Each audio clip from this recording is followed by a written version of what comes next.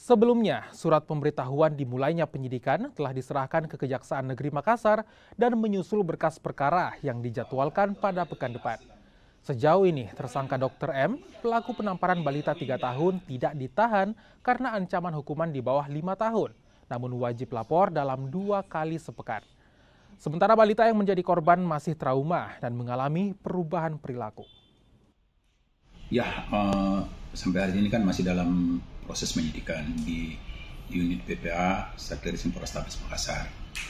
Saat ini, hari ini jadwalnya tersangka melapor diri kan wajib lapor diri 2 kali seminggu. Iya.